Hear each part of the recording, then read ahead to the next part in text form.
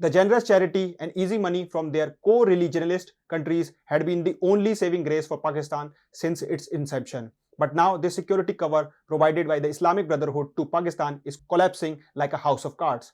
The Muslim Ummah has not only dished Pakistan but has also started to humiliate and shame Pakistan for its unholy acts. The recent decision by Saudi Arabia is a major blow to Pakistan's only thriving industry, that is the military jihad complex. Namaste and welcome to TFI Post. I'm your host Paresh Gupta. Let's begin.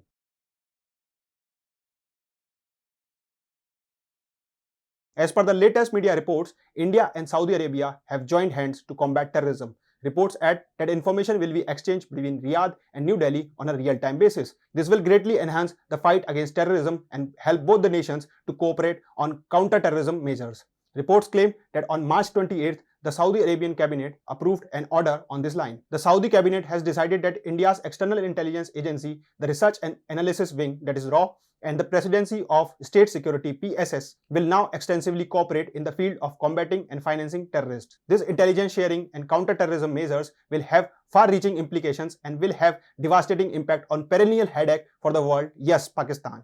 It will also boost India's security apparatus and nation's effort to crush terror outfits. It is important to note that the PSS was born in July 2017. Back then, the Saudi rulers carried out a massive reshuffle in their security apparatus. Further, the security matters of the Kingdom of Saudi Arabia are overseen by this PSS group.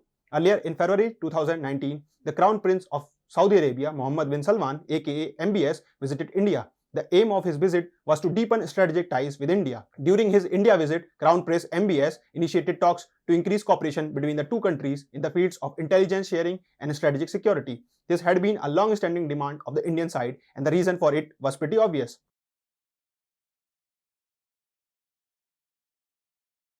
For decades, Saudi Arabia and the UAE had turned into a safe haven for terror groups that carried out attacks against India on the behest of Pakistan's ISI. Several terror outfits used these Gulf nations as a safe haven to get in touch with their financiers, supporters, and partners. Consequently, they hatched and coordinated terror attacks, as was seen earlier in the form of 9/11 Twin Tower attack and the dastardly 2016 Mumbai terror attacks. It is claimed that India stepped up its game and pursued a stringent anti-terror policy after the ghastly Mumbai terror attacks. The increased pursuit by India started compelling the Saudis to cooperate with India on key security and sovereignty matters. This changed stance was witnessed when the Saudis arrested and deported Sayyid Zabuddin Ansari, aka Abu Jundal, on June 25, 2012. He was one of the main perpetrators of the Mumbai attack. Contrary to this, earlier in August 2008, India's security concerns fell on deaf ears.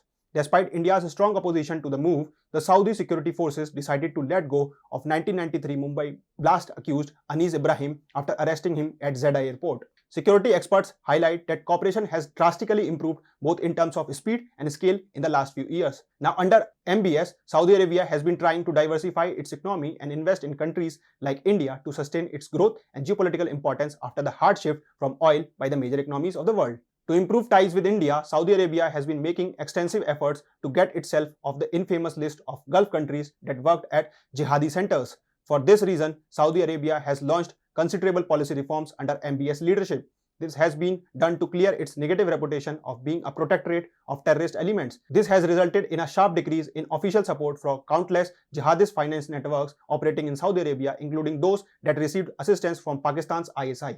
They are now compelled to look for other bases in the region. The active exchange of real-time information on counter-terrorism initiatives between Riyadh and Delhi has shown to be an advantageous for both the nations. With its extensively effective intelligence network in the Gulf, the PSS has established itself as a valued ally for Indian agencies that have long sought a reliable partner in the area. This worldwide partnership offers a striking illustration of how teamwork may actually make a difference in the ongoing war against terrorism, even though the specifics of their cooperation are still kept private. In addition to Saudi Arabia, the UAE too has been increasing its cooperation with India and pushing Pakistan to the sidelines. Alongside India, UAE is in three strategic groupings, namely I2U2, which comprises India, Israel, US, UAE. The second grouping is India, UAE, France, the Rafale group.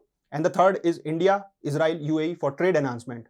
In geopolitical circles, it is an open secret that UAE follows a similar foreign policy as Saudi does. On that line, the UAE too is supposed to deepen its intelligence sharing agreement with India. In fact, earlier in February 2022, India and the UAE agreed to enhance maritime cooperation, contributing to the maintenance of peace and security in the region, and affirmed their commitment to fighting cross-border terror. This enhanced cooperation in tackling cross-border terrorism emanating from Pakistan is a big win for India against our northwestern neighbor. Now, India will find it easier to hunt Pakistani-backed terrorists who have made Dubai or other Gulf cities their second home, or better to say, their lab, for scripting terror attacks. In addition to the manhunt, India will be able to strike hard on the financial network of these jihadi outfits.